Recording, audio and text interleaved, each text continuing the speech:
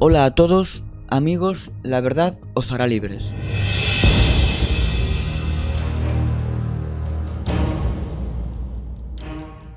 Durante estas últimas 2 semanas, desde que publiqué el anterior vídeo con las noticias que habían ido saliendo en marzo, han pasado algunas cosas relacionadas con Michael Jackson y con el documental Living Neverland. El documental se viene abajo poco a poco y cada día que pasa se desmonta más.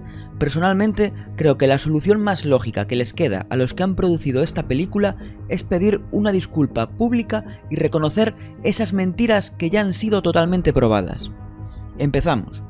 Vimos en el anterior vídeo que era imposible que Safechuck hubiese sido abusado en la estación de tren, como asegura, porque la estación ni siquiera estaba allí en los años en los que él describió su abuso.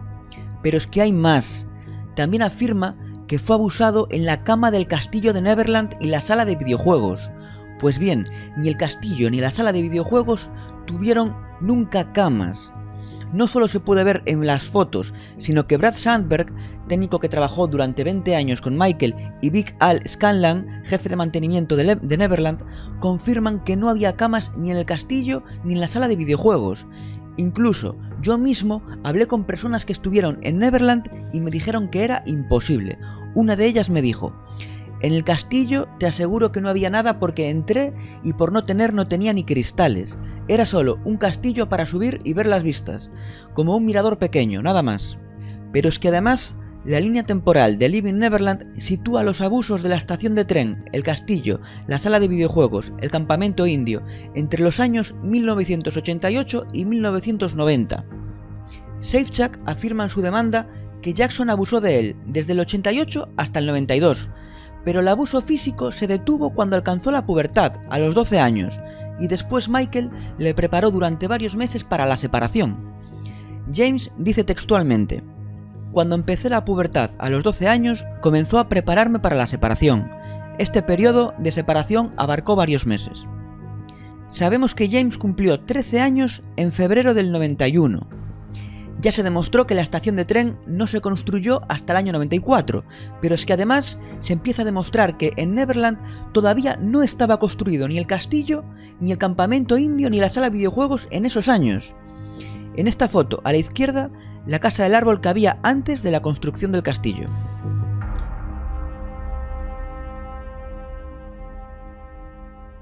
Los permisos de construcción del castillo, en el cual afirma que fue abusado, no se aprobaron hasta agosto del 91, y el castillo no se terminó de construir hasta el 23 de diciembre del 91, a 7 días del año 92, año en el que él sitúa el fin de todo tipo de abusos. Pero es que además, en las declaraciones anteriores del propio Safechuck en la demanda, él mismo reconoce que en el 88 no había nada más en Neverland que la casa, la piscina y el trampolín. El testimonio de Safechuck de Living Neverland es un continuo viaje al futuro. Safechuck en Living Neverland cuenta que Michael Jackson estaba obsesionado con la privacidad y tenía un sofisticado sistema de alarmas para evitar ser descubierto practicando sus abusos. Sin embargo, también cuenta que Michael aprovechaba cualquier ocasión para tener sexo con él en todas partes, incluso con personas cerca, con lo cual se contradice totalmente. Hay decenas de testimonios que nos cuentan que esto no es así. Mira Hisami, novia de Jonathan Moffett, baterista de Michael durante más de 25 años, cuenta: la habitación de la que Safechuck habla es como un desván. Una escalera de remolino conduce a la habitación. No hay puertas, alarmas ni camas. Solo entras y te relajas. Me he dejado caer allí muchas veces después de cargar bolsas de caramelos desde el primer piso. Es un área muy abierta. Chantal, amiga de Michael Jackson, cuenta: Michael Jackson en varias ocasiones contrataba a la policía como agentes de seguridad personal, lo que significa que estaban 24 horas al día, 7 días a la semana a su alrededor, incluso en su dormitorio, cuando estaba despierto y dormido. Puedo nombrar a 2, el difunto Mike LaPerruque y Kerry Anderson. ¿Qué pedófilo hace eso? Mike era amigo mío, siempre le defendió. Kerry siempre le defiende, lo hablamos el otro día. La policía conoce a otros policías. Todos están conectados. ¿Qué pedófilo se arriesgaría? Seguimos. Otra inconsistencia del documental. La madre de Safechuck asegura que intentó entrar en el cine de Neverland donde Michael y James se encontraban viendo una película y que no pudo entrar porque la puerta estaba bloqueada desde dentro, así que tuvo que llamar muy fuerte para que le escuchasen. Pero se ha descubierto que es mentira, porque la sala de cine y las habitaciones del cine solo se podían cerrar desde fuera, no desde dentro. Ni siquiera tenían pestillo, y disponían de un sistema de seguridad que impedía el cierre si se encontraba alguien dentro. Además, tenía una ventana enorme a través de la cual se podía ver todo lo que pasaba dentro. Además de poder comprobarse esto en las fotos, se ha confirmado por el propio Alan Scanlan, jefe de mantenimiento de Neverland. Safechuck dice, para justificar lo de los anillos, que a él le gustaba mucho la joyería cuando era niño, pero en ninguna de las fotos de cuando era niño sale con joyas ni anillos.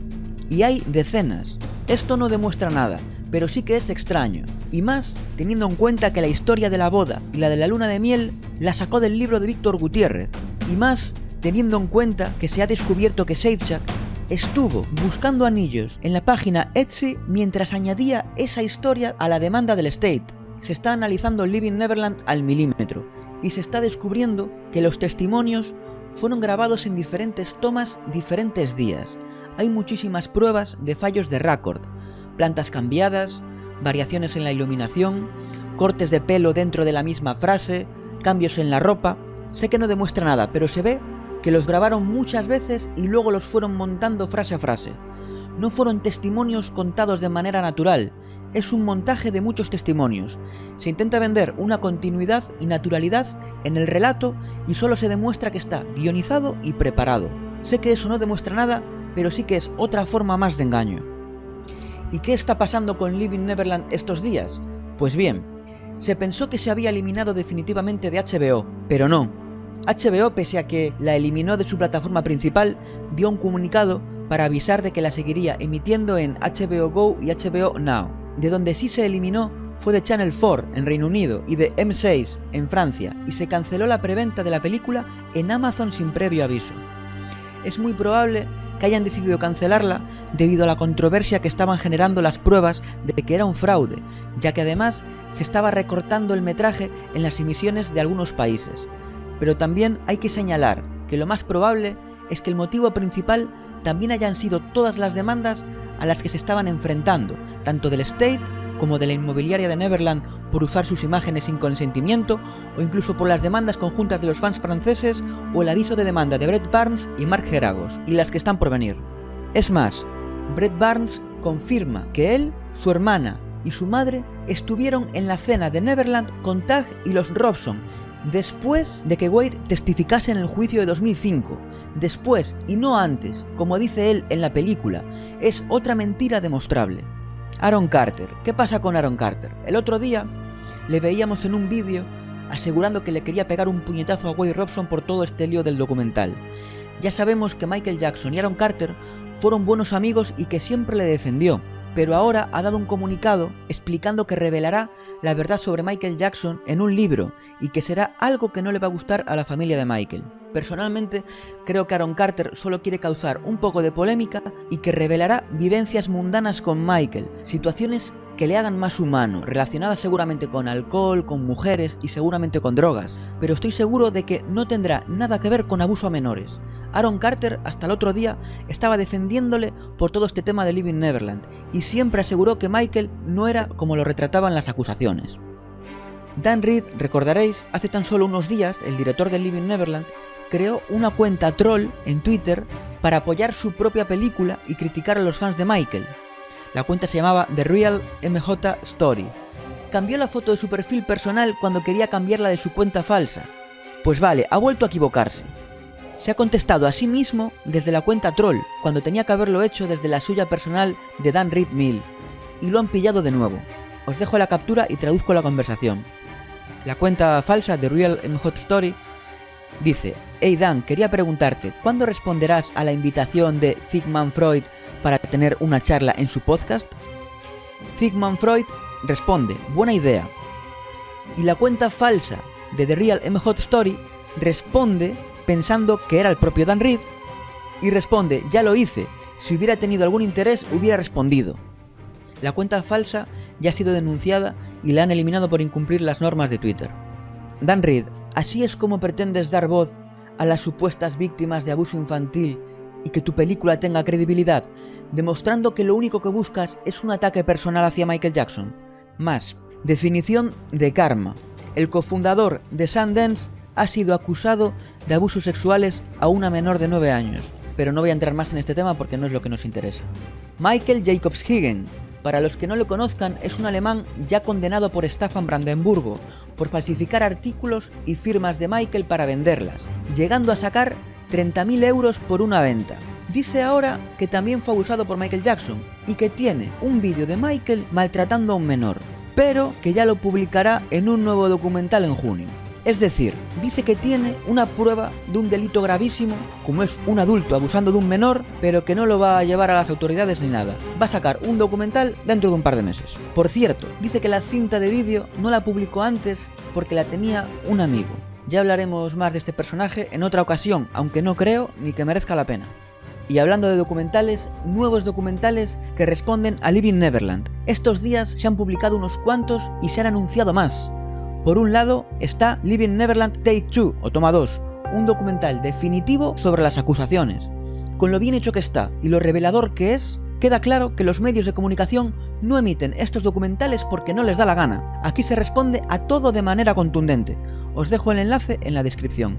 También se ha publicado Neverland First Hand, Neverland de primera mano, presentado por Liam McEwan, en el que se entrevista a Brandy Jackson, recordad, la novia de Wade Robson, durante su adolescencia, cuando supuestamente se produjeron los abusos. Entrevista también a Tag Jackson, sobrino de Michael, a Brad Sandberg, técnico de Michael durante 20 años, como sabéis, y a Scott Ross, investigador privado del FBI. Buenísimo, este documental totalmente recomendado. Brandy explica, entre otras cosas, cómo Wade usaba a otras mujeres para avanzar en su carrera artística. Brad cuenta que tenía acceso a todos los armarios y cajones de Neverland porque él se encargaba de equipar el sonido del rancho.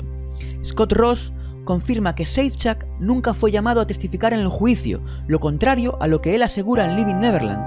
Y Tag Jackson cuenta cómo era la relación con su tío, explica el contexto de las notas de Michael, que le mandaba a todo el mundo, y nos cuenta las circunstancias que llevaron a Wade Robson a cambiar de versión.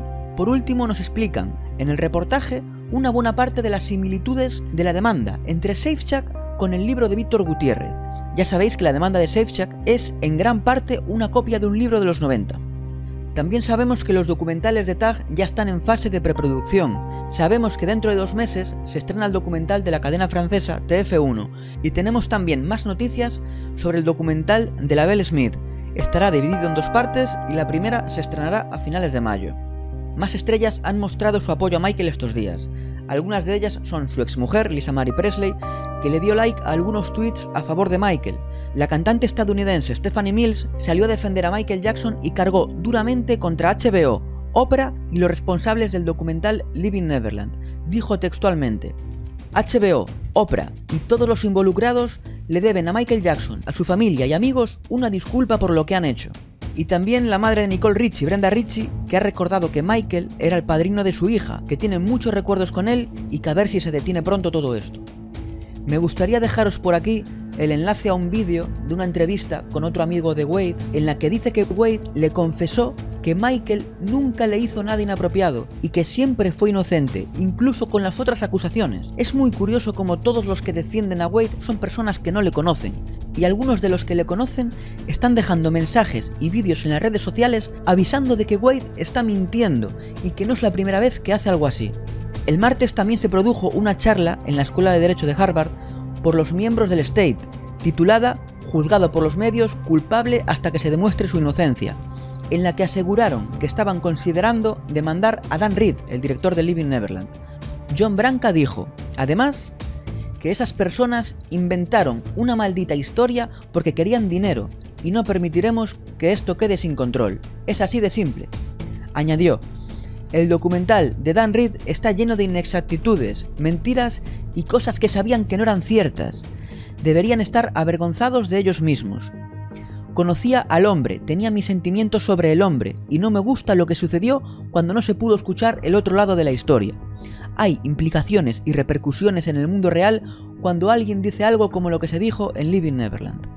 Por último, me gustaría darle las gracias a Nico Tordoya porque ha hecho él el montaje de este vídeo. Me mandó un email y se ofreció desinteresadamente, ya que yo no tenía mucho tiempo, así que muchísimas gracias. Seguidle todos en su canal de YouTube, que tiene vídeos muy interesantes, sobre todo uno que explica lo que hay detrás de Leaving Neverland. Y ya sí, para finalizar, quería recordar unas declaraciones que ha estado haciendo estos días Karen Fay, la maquilladora personal de Michael Jackson, durante más de 25 años, y que yo personalmente pienso que Karen Fay fue la mujer de su vida. Dice: las acusaciones de estas dos familias son la traición más atroz. Pasé tiempo con todos ellos. Michael era muy amable y generoso con todas las familias. Jamás vi nada, solo entusiasmo total por pasar todo el tiempo que pudieran con Michael Jackson. Pasé horas en el dormitorio de Michael por la noche arreglándole el pelo, mientras los niños dormían por toda su habitación. Incluso los tapaba con las mantas para asegurarse de que estuvieran abrigados y cómodos. Yo tenía acceso libre a todo en las casas de Michael Jackson y en los hoteles. Si algo no ético estuviese sucediendo, una persona culpable habría limitado mi acceso. Michael solía olvidar o perder objetos. Me enviaba a buscar cosas como su teléfono o un artículo de aseo. Yo revolvía todo, cajones, armarios, debajo de las sábanas, etc. Tenía acceso completo. No es el comportamiento de un hombre con secretos. Había momentos en los que Michael quería tiempo para sí mismo. Los padres y los niños eran muy insistentes en estar con él, y él siempre se rendía. Él siempre les ponía primero. Es tan injusto que estafen con tanta maldad a Michael Jackson, me duele muchísimo. Presencié en muchas ocasiones cómo los padres presionaban a sus hijos con Michael. Ve y pregúntale a Michael. Ve a jugar con Michael. Ve y dile a Michael que le diga a los chefs que preparen algo de comida. Ve y pídele a Michael que nos lleve de compras. Consigue su tarjeta de crédito. Las únicas veces que vi que Michael se alejaba de estas familias no fue por la pubertad, sino cuando las familias comenzaban a abusar de su amabilidad y generosidad. Comenzaban a esperar y exigir: cómpranos una casa, cómpranos ropa, llévanos contigo, etc. Estos padres les enseñaban a estos acusadores cómo extorsionar a Michael por dinero y beneficios, y continúan haciéndolo incluso después de la muerte de Michael. Es perverso. Mi único consuelo es el karma. Este comportamiento es tan increíblemente atroz que generará una energía maligna alrededor de ellos que los seguirá por siempre. Los niños dormían por todas partes en su habitación, en el suelo, en sillas grandes, frente a la chimenea. La habitación de Michael Jackson era de 2 pisos. Michael solía dejarlos dormir en su cama y él dormía en otra parte. Yo a menudo dormía en su cama. La cama de Michael era como un sofá. Después de los conciertos, todos, fans, amigos, compañeros de trabajo, saltaban a su cama para hablar y reír, en Neverland y en habitaciones de hotel.